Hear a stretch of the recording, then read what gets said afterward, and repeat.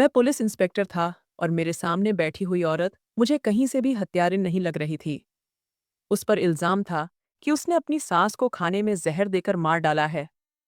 मैं अभी उससे पूछताछ करने ही वाला था कि मुझे अफसर का फोन आया। उसने कहा, इस औरत को कातिल साबित कर दो, मैं तुम्हें 50 लाख देने के लिए तैयार हूं। मैं हैरान था। तभी उस औरत ने मुस्कुराकर ऐसी बात कही कि मेरे होश उड़ गए, क्योंकि मैं खामोश होकर अपने कमरे में बैठा हुआ था। अभी कुछ देर पहले जो मेरे साथ हुआ था, मैं उसे भूल नहीं पा रहा था। मेरी पत्नी मुझसे नाराज होकर चली गई थी, सिर्फ इस वजह से कि मैं घर पर वक़्त नहीं दे पा रहा था। कुछ ही पल बीते थे कि मेरा मोबाइल फ़ोन बज उठा।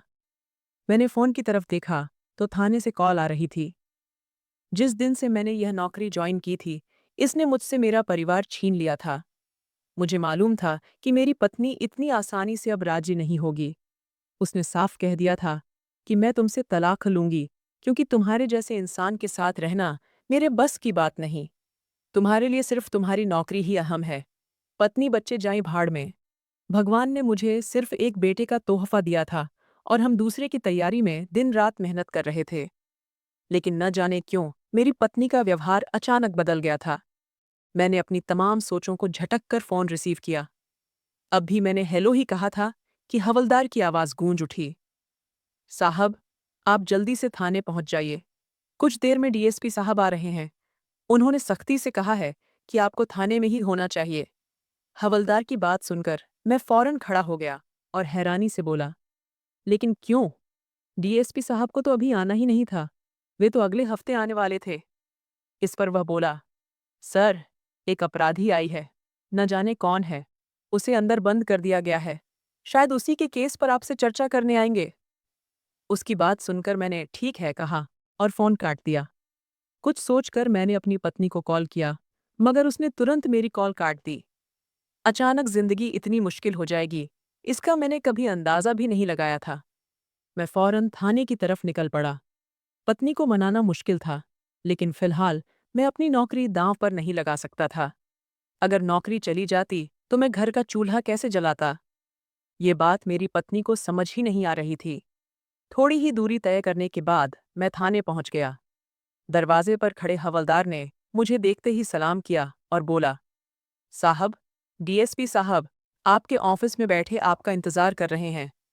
उसकी बात सुनकर मैंने आंखें बंद कर लीं।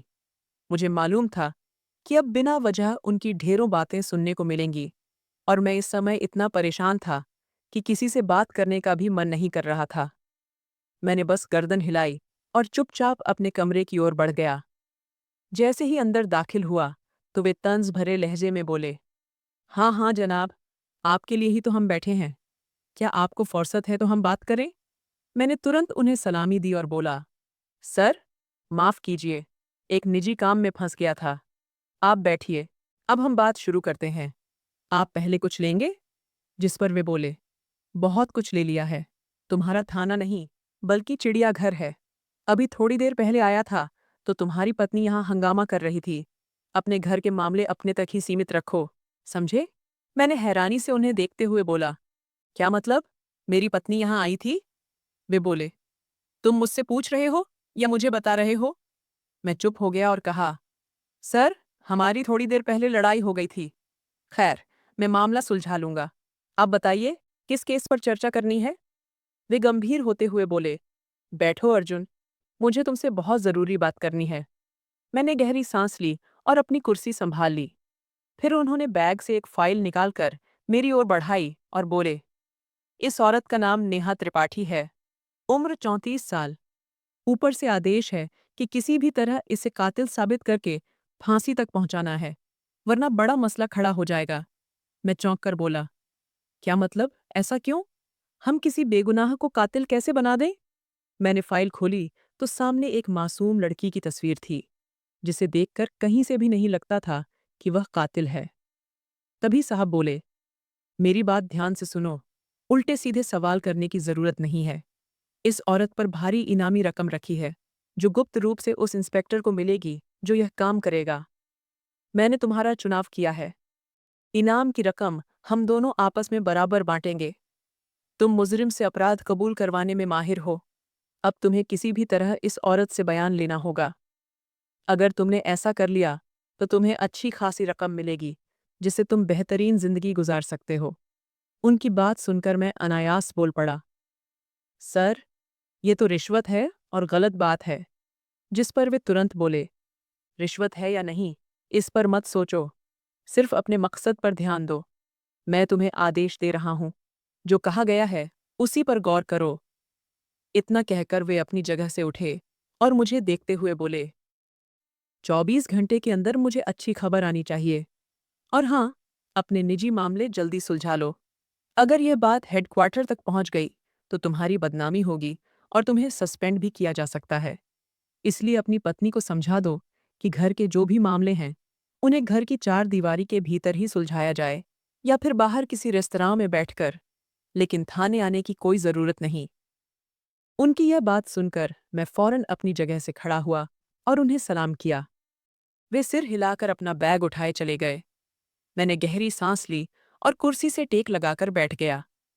मेरे अपने झमेले पहले ही मेरे सिर पर सवार थे और अब एक नई मुसीबत मेरे ऊपर डाल दी गई थी।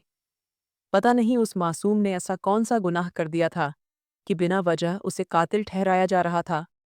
कुछ देर खामोशी से अपने केबिन में बैठा इन्हीं बातों के बारे में सोचता रहा और फिर मोबाइल उठाकर अपनी पत्नी को फोन मिलाया।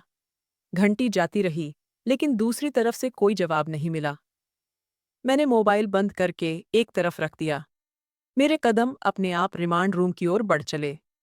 कमरे से बाहर निकलते ही मैंने हुक्म दिया कि उस लड़की को रिमांड रूम में लाया जाए। कुछ देर बाद मैं रिमांड रूम के दरवाजे पर था। अब मैं उस लड़की से मिलने वाला था जिस पर यह इल्जाम लगाया गया था। दरवाज़ा खोलकर मैं अंदर दाखिल हुआ तो सामने वह सिर झुकाए बैठी थी। उसने सफ़ेद सलवार कमीज पहन रखी थी और लाल दुपट्टा सिर पर था। सिर झुकाए वह वाकई मासूम लग रही थी। अंदर जाते ही मैंने गुस्से से अपनी लाठी टेबल पर पटकी। मैं उस पर दबाव डालना चाहता था ताकि वह पहले ही सहम जाए, लेकिन ऐसा नहीं हुआ। उसने खामोश निगाहों से मेरी ओर देखा और सीने पर हाथ बांधकर संजीदगी से मुझे देखने लगी। मैं उसे देखते हुए बोला, सीधी होकर बैठो, मेरे सामने अकड़ दिखाने की जरूरत नहीं है। अभी 2 मिनट में तुम्हारा दिमाग दुरुस्त कर दूंगा। मेरी बात सुनकर वह बड़ी सादगी से बोली, मेरा दिमाग पहले ही दुरुस्त है। आपने मुझे यहाँ क्यों बुलाया, बस इतना बताइए। मैं झल्लाकर बोला, कत्ल करती हो और ऊपर से ड्रामा करती हो, शर्म आनी चाहिए तुम्हें। मेरी बात सुनते ही वह फौरन बोली, किसका कत्ल किया है मैंने? क्या आपके पास कोई सबूत है? वह लड़की पढ़ी लिखी मालूम हो रही थी। अचानक मुझे झटका सा लगा। मैं अपनी उलझनों में इतना फंसा हुआ था कि डीएसपी साहब से यह पूछना ही भूल गया था कि आखिर कत्ल हुआ किसका है और इस लड़की को किसके कत्ल के जुर्म में लाया गया है। और अब जो इतनी बड़ी रकम की बात हो रही है वह मुझे कौन देगा? कुछ पल के लिए मैं बिल्कुल स्तब्ध रह गया।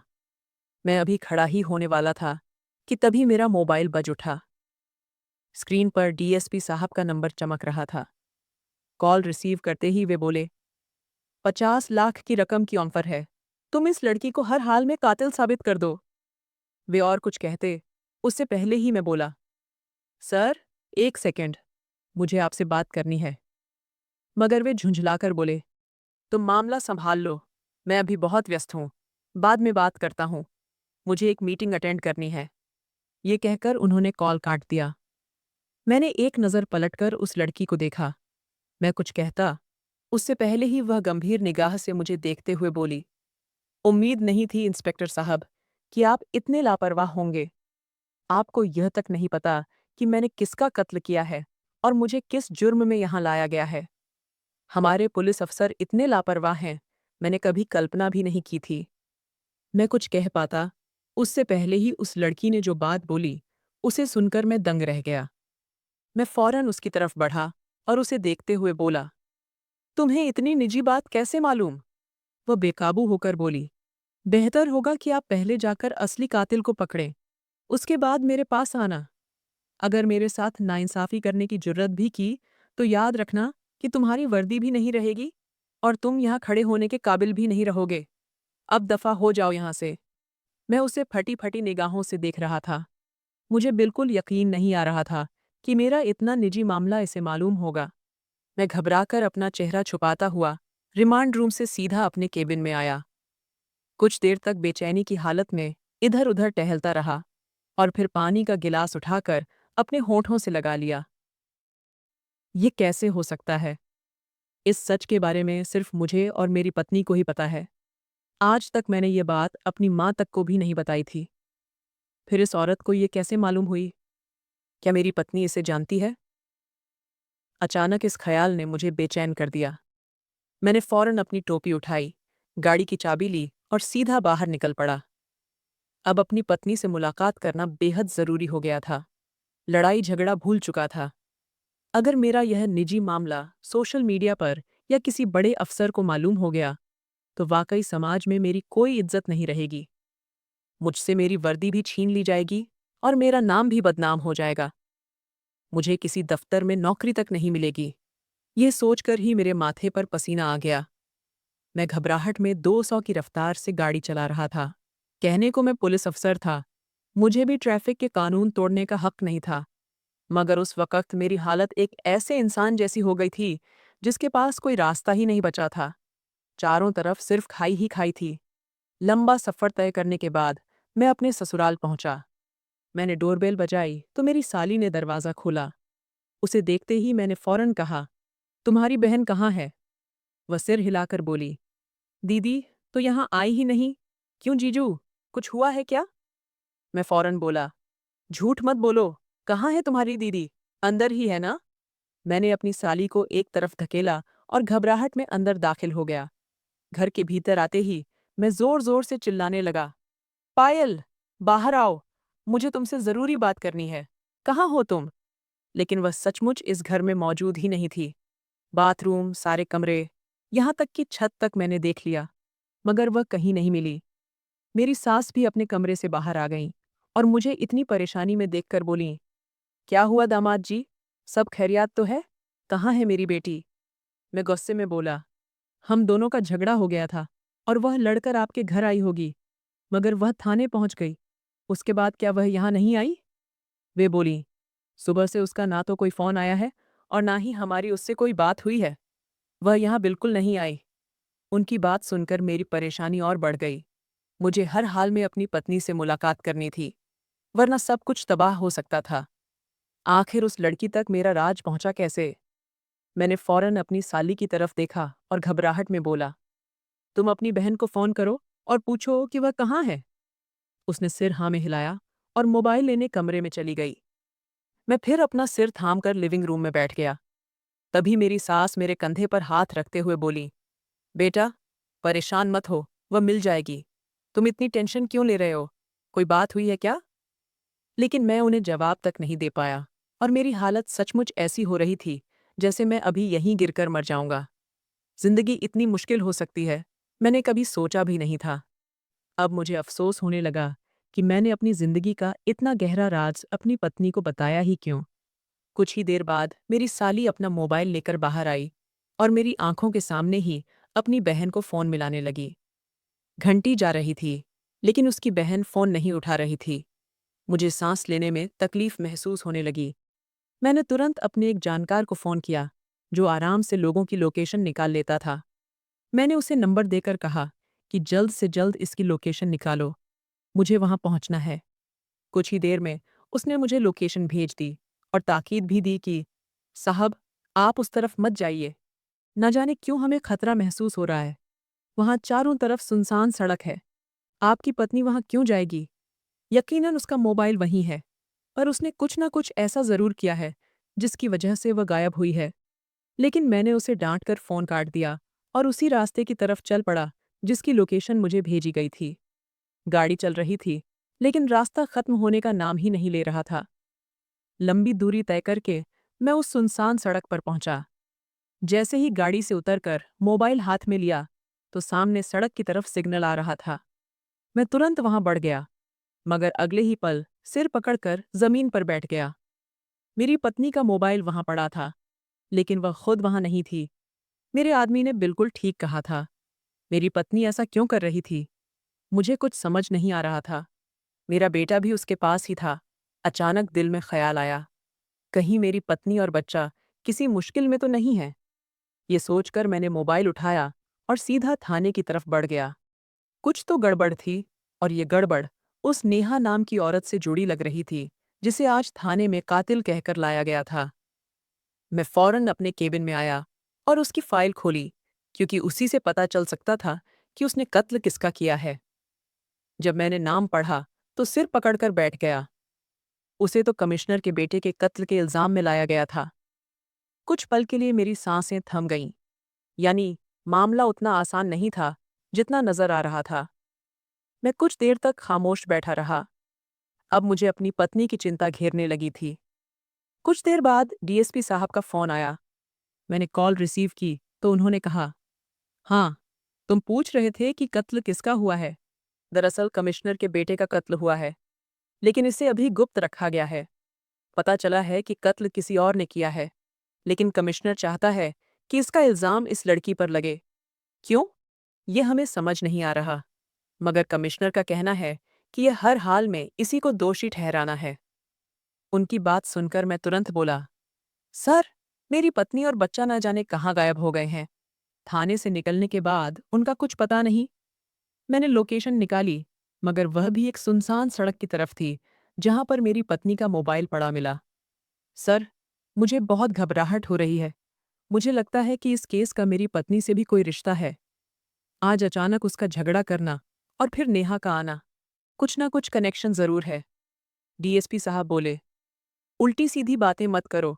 तुम्हारी पत्नी झगड़ा करके गई है, यकीनन अपनी किसी दोस्त या माँ के घर गई होगी। मैंने कहा, सर, मैं ससुराल भी गया था, लेकिन मेरी पत्नी वहां भी नहीं है। सर, प्लीज, नेहा का केस बाद में देख लेंगे, लेकिन मुझे मेरी पत्नी और बच्चा सही सलामत चाहिए। अगर उन्हें कुछ हो गया तो मैं कहीं का नहीं रहूंगा। मेरी फैमिली में सिर्फ यही दो लोग हैं। मेरी बात सुनकर डीएसपी साहब बोले, हम तुम्हारी बात समझते हैं, मगर खुद सोचो, अगर हमने एक कमिश्नर का केस नहीं संभाला तो हमारी शामत आ जाएगी। तुम अभी नेहा के केस पर ध्यान दो। हम अंदरूनी तौर पर तुम्हारी पत्नी का भी पता लगाने की कोशिश करते हैं। ये कहकर उन्होंने जान छुड़ाने वाले अंदाज में फोन काट दिया। मुझे कुछ भी समझ नहीं आ रहा था।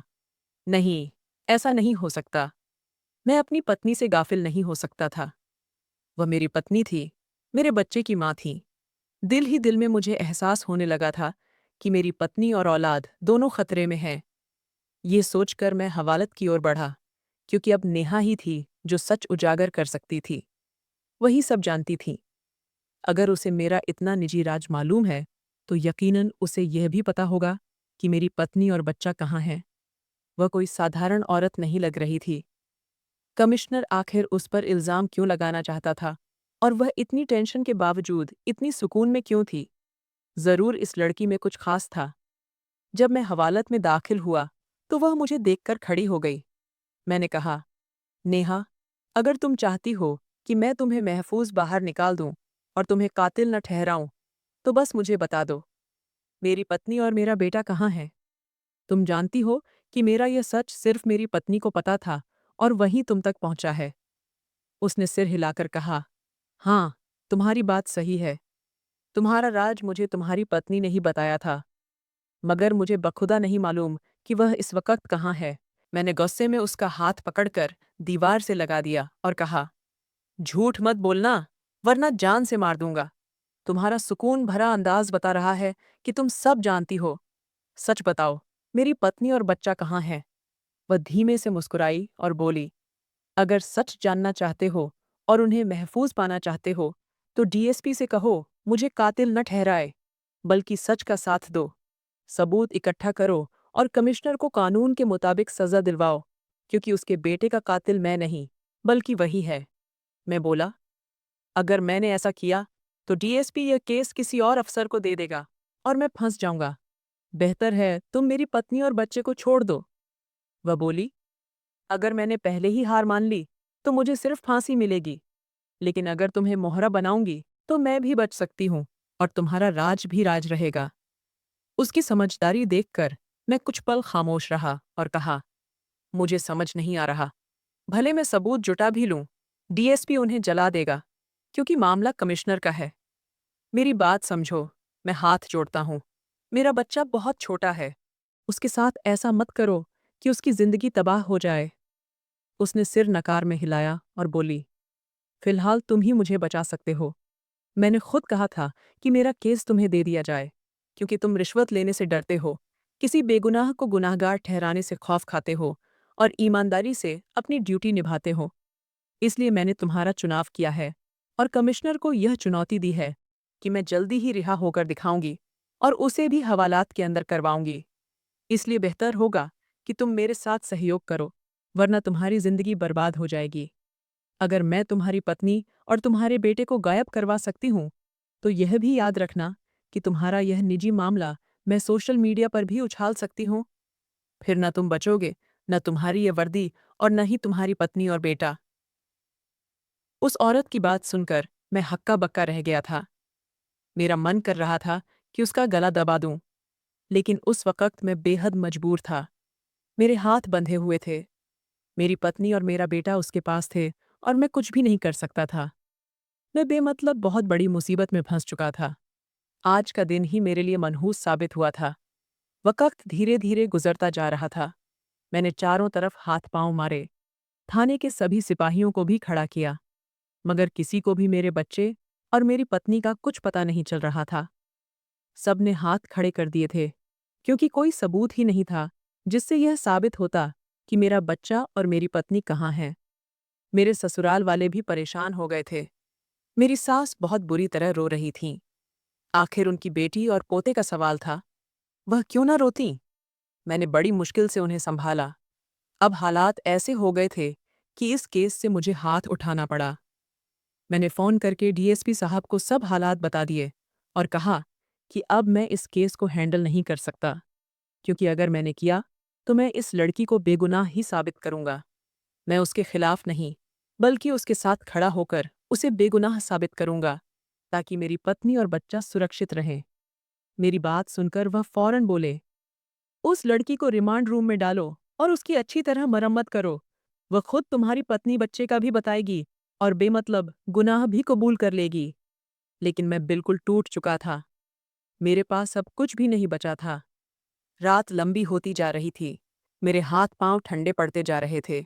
वह एक औरत थी। अंधेरे में वह कैसी जिंदगी गुजारेगी, मुझे समझ नहीं आ रहा था। थक हार कर मैं एक बार फिर नेहा के सामने पहुंचा और हाथ जोड़ते हुए बोला, मैं एक पुलिस अफसर होकर तुम्हारे आगे हाथ जोड़ रहा हूं। मेरी पत्नी और बच्चा कहाँ हैं? खुदा के लिए ऐसा कुछ मत करना जिसके बाद मैं कभी खुद से नजरें न मिला सकूं। आज तो मेरी पत्नी ने वैसे भी इस नौकरी पर उंगली उठा दी है। अगर उसे कुछ हो गया तो वह कभी मेरे साथ नहीं रहेगी। मैं मर जाऊंगा। मुझे अपनी पत्नी से बहुत मोहब्बत है और मेरा बच्चा उसके पास है। नेहा मुझे देखते हुए बोली, तुम बेफिक्र रहो। तुम्हारी पत्नी और तुम्हारा बेटा दोनों सुरक्षित हैं। जब तक मैं जिंदा हूं, उन्हें कोई भी नहीं छू सकता। मगर तुम्हें मुझे बेगुनाह साबित करना ही होगा। अगर तुम ऐसा कर दोगे तो मैं तुम्हारी सारी मुश्किलें आसान कर दूंगी। मैं अब तुम्हें कुछ और मालूमात देना चाहती हूँ, जिससे तुम्हें आसानी होगी। ये कहकर वह जमीन पर बैठ गई और मुझे भी उसके पास बैठना पड़ा। उसने मेरी आंखों में देखते हुए कहा, मैं तुम्हें सिर्फ एक छोटी सी कहानी सुनाऊंगी, जिसके बाद तुम मुझ पर यकीन करोगे और फिर उसी हिसाब से सबूत इकट्ठा करके डीएसपी के सामने रखोगे और उसे भी जोश दिलाओगे कि वह इस केस के खिलाफ खड़ा हो। मेरा वकील बाकी सब संभाल लेगा। उस औरत की बात सुनकर मैंने सिर हाँ में हिलाया। वह मुझे देखते हुए बोली, मैं कमिश्नर की दूसरी पत्नी हूँ। हमारी शादी आपसी रजामंदी से हुई थी। मुझे पता है कि उनकी पहली पत्नी जीवित है और उससे उनके बच्चे भी हैं, लेकिन उनकी शख्सियत से प्रभावित होकर मैंने भी उनसे शादी कर ली थी। पर मुझे यह नहीं पता था कि वह सब अपने बेटे को खत्म करने के लिए कर रहे हैं। उन्होंने पूरी जायदाद जज्बात में आकर अपने बेटे के नाम कर दी थी। इसी वजह से उन्हें किसी भी हाल में अपने बेटे को मिटाना था, इससे पहले कि वह शादी करके औलाद पैदा करे, क्योंकि अगर उसकी औलाद हो जाती और वह अपने बेटे को मार भी देते, तब भी जायदाद उनके पास नहीं आती, क्योंकि फिर बाप की जायदाद उसके बच्चों को मिलती है। इसीलिए उन्होंने मुझे मोहरा बनाया। मैं एक सौतेली माँ हूँ और जवान हूँ, तो ये सब कर सकती हूँ। मेरा और उनके बेटे का रिश्ता काफी अच्छा था।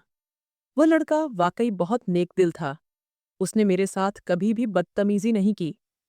कहने को मैंने उसकी माँ का हक छीना था, लेकिन इसके बावजूद वह हमेशा मुझे इज्जत से पेश आता था।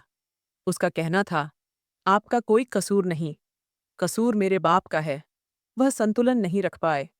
अगर उनमें उदारता होती तो माँ के रहते कभी आपसे शादी नहीं करते। लेकिन आपका इसमें कोई दोष नहीं। आप उनकी पत्नी हैं और हमारे लिए एक इज्जतदार औरत। हम दोनों का प्यार देखकर उन्होंने तमाम इल्जाम मेरे सिर मढ़ दिए और अपने बेटे का कत्ल कर दिया। इस वजह से अब वह मुझे कातिल ठहराकर खुद बचना चाहते हैं। मैं उसकी बात अविश्वास से सुन रहा था। यह हकीकत थी कि कमिश्नर ने अपनी पूरी जायदाद जज्बात में आकर अपने बेटे के नाम कर दी थी। ये सबको मालूम था, लेकिन वह इतना बड़ा खेल खेलेंगे इस बारे में किसी ने सोचा भी नहीं था। क्या कोई बाप जायदाद के लालच में अपनी औलाद को मार सकता है? मैंने कभी कल्पना भी नहीं की थी। मैं अनायास बोल पड़ा, लेकिन आपको ये सब कैसे मालूम हुआ? और मेरी पत्नी बच्चे आपने कैसे गायब किए? मतलब आप कौन हैं? मेरी बात सुनकर नेहा कुछ देर खामोश रही और फिर बोली, मेरे पति को लगता है कि मैं मामूली इंसान हूं, लेकिन ऐसा नहीं। बदकिस्मती से जिन लोगों से मेरा ताल्लुक है, वे गुंडे माफिया लोग हैं। मेरा बाप एक नेता है जो गैंग चलाता है। मेरा भाई मेरे बाप का दायां हाथ है और मेरा चाचा उन तमाम एजेंसियों को संभालने वाला कारकुन है। जैसे ही मुझे इन सब बातों की भनक लगी, मैंने अपनी फैमिली को आगाह कर दिया। कमिश्नर ने यह सब करने के बाद मुझे एक मौका दिया कि मैं अपनी मर्जी से कोई इंस्पेक्टर चुन लूं जो मेरा केस संभाले, और मैंने पहले ही सारी जानकारी निकाल ली थी। समय से पहले तुम्हारी पत्नी से दोस्ती की, उससे तुम्हारा सच उगलवाया और फिर उसे बहकाकर तुम्हारे खिलाफ किया। सुबह बाहर निकलते ही मेरे चाचा ने उसे अगवा कर लिया। वह मेरे घर पर है, लेकिन सुरक्षित है। अभी अपने बच्चे के साथ आराम कर रही है। ये सब तुम्हारे हाथ में है। तुम्हारी पत्नी बच्चे मेरे घर आराम से रहेंगे, क्योंकि उन्हें खत्म करके कहीं फेंका भी जा सकता है और फिर उन्हें कोई बचा नहीं पाएगा। मैंने तुम्हें ये सारी सच्चाई बता दी है। अब तुम अपना फर्ज निभाओ और मुझे बेगुनाह साबित करो। अगर नहीं कर सकते तो साफ कह दो। सिर्फ एक इशारा और तुम्हारा पूरा खानदान खत्म। ये सुनकर मैं बिल्कुल खामोश हो गया। कुछ देर तक कुछ बोल ही नहीं पाया। चंद लम्हों बाद मैंने उस औरत को देखा और कहा, लेकिन तुम एक वादा करो, मेरा यह राज तुम कभी किसी को नहीं बताओगी। मैं हाथ जोड़कर आपसे माफ़ी मांगता हूँ। मैं अपने की पर बेहद शर्मिंदा हूँ। जब मैंने पुलिस फोर्स ज्वाइन की थी तो यह कसम खाई थी कि कभी किसी इंसान के साथ ऐसा नहीं होने दूंगा जैसा मैंने किया था। वह औरत मेरे कंधे पर हाथ रखते हुए बोली, बेफिक्र रहो, तुम्हारा राज तब तक सुरक्षित रहेगा जब तक तुम सच्चे दिल से मेरी मदद करते रहोगे। लेकिन जैसे ही तुमने नजरें फेरने की कोशिश की, तुम्हारा राज दुनिया के सामने आ जाएगा। जब तुम्हारी पत्नी मुझे वह सच्चाई बता रही थी, तो मैंने उसकी वीडियो बना ली थी जो इंटरनेट पर फैल जाएगी। उसकी बात सुनकर मैंने गहरी सांस ली। वह लड़की मुझे चारों तरफ से घेर चुकी थी। मैं खुद को संभालते हुए बाहर आ गया, लेकिन समझ नहीं पा रहा था कि अब क्या करूं, किस तरह मामले को संभालूं। अगर मैं कमिश्नर के खिलाफ जाता तो मेरी वर्दी चली जाती, लेकिन उसे सजा मिलती। और अगर मैं यह कदम नहीं उठाता तो मेरी पत्नी और बच्चा भी नुकसान में आते और मेरा सच भी सबके सामने आ जाता। इसी वजह से मुझे हर हाल में अपनी नौकरी को दांव पर लगाना ही था। तभी मेरी मुश्किल आसान हो सकती थी। मैंने कार्रवाई शुरू कर दी और सबसे पहले कमिश्नर के घर जाकर सारी फुटेज निकलवाई। कमिश्नर काफी गुस्से में थे और इशारों में मुझे यह सब करने से रोक रहे थे। लेकिन मेरी पूरी टीम मेरे साथ थी और एक मीडिया का आदमी भी मौजूद था, ताकि सब कुछ रिकॉर्ड हो सके। इसीलिए वह चाहकर भी मुझे मना नहीं कर सकते थे और न ही चिल्ला सकते थे। तमाम फुटेज चेक की गईं, लेकिन कहीं भी यह सबूत नहीं मिला कि कमिश्नर ने ही अपने बेटे की हत्या की है। फिर मैंने पूरे घर की तलाशी शुरू की। हर हथियार देखा। पोस्टमार्टम रिपोर्ट भी आ चुकी थी, जिसमें साफ लिखा था कि लड़के का कत्ल छुरी से किया गया। घर की हर छोटी बड़ी छुरी को मैंने फिंगरप्रिंट के लिए भेज दिया, लेकिन उसने बहुत सफाई से यह काम किया था। कहते हैं ना कि अगर आप सच्चे मन से किसी काम में लग जाएं, तो कोई ना कोई सुराग जरूर मिल ही जाता है। जब मैं लड़के के कमरे में पहुंचा, तो मुझे कुछ अजीब सा महसूस हुआ। मैंने पुलिसकर्मियों के साथ मिलकर पूरा कमरा खंगाल डाला। हर दराज, हर अलमारी का कोना खोला, लेकिन कुछ हाथ नहीं लगा। मैं मायूस होकर घर से निकलने ही वाला था कि अचानक मेरी नज़र अलमारी के ऊपरी हिस्से पर पड़ी। मैंने तुरंत स्टूल मंगवाया और ऊपर रखा एक डिब्बा नीचे उतारा। उसे खोलते ही अंदर कई इलेक्ट्रॉनिक डिवाइस और एक छोटी सी चिप मिली जो मेमोरी कार्ड जैसी लग रही थी। मैंने तुरंत उसे कंप्यूटर पर चलाने का आदेश दिया। जैसे ही कार्ड लगाया गया, कमरे में उस लड़के की आवाज़ गूंज उठी। वीडियो में वह कैमरे के सामने परेशान बैठा हुआ बयान दे रहा था। ठीक वही जो नेहा ने मुझे बताया था। मेरा बाप मुझे मारना चाहता है। कमिश्नर राजेंद्र ने मेरे लिए पूरा षड्यंत्र रचा है। मैं हर बात से वाकिफ हूँ। उन्होंने जज्बात में आकर अपनी तमाम जायदाद मुझे दे दी थी। मैं उन्हें लौटाना भी चाहता था, लेकिन उन्होंने कुछ कागजात ऐसे बनवा लिए कि मैं चाहकर भी यह जायदाद वापस नहीं कर सकता। अगर मैं लौटा दूं, तो उनका नाम खराब हो जाएगा। इसी वजह से अब वे मुझे रास्ते से हटाना चाहते हैं। मैं अपने पिता से बहुत मोहब्बत करता हूँ, लेकिन नेहा मैडम बिल्कुल बेगुनाह हैं, क्योंकि मुझे मालूम है कि मेरे मरने के बाद तमाम इल्ज़ाम मेरे पिता उन्हीं के सिर डालने का इरादा रखते हैं। मेरी आप सबसे गुजारिश है कि मुझे इंसाफ दिलाया जाए, चाहे वे मेरे पिता ही क्यों न हों। अगर उन्होंने कत्ल किया है, तो उन्हें सज़ा मिलनी ही चाहिए। ये सब सुनकर मैं गहरी सांस लेकर बैठ गया। मेरे साथ आए हुए मीडिया के आदमी ने सारी वीडियो रिकॉर्ड कर ली। मैंने बेख्तियार शुक्र का सांस लिया। मुझे मालूम था कि मेरी वर्दी अब उतर गई है और मैं कहीं का नहीं रहा। लेकिन मुझे यकीन था कि मैंने जो किया वह ठीक किया, क्योंकि अतीत में जो गलती मुझसे हुई थी, मैं अब दोहराना नहीं चाहता था। दरअसल मेरा सबसे गहरा राज मेरी ही जिंदगी से जुड़ा हुआ था। पुलिस में भर्ती होने से पहले मैं बहुत आयाश किस्म का इंसान था।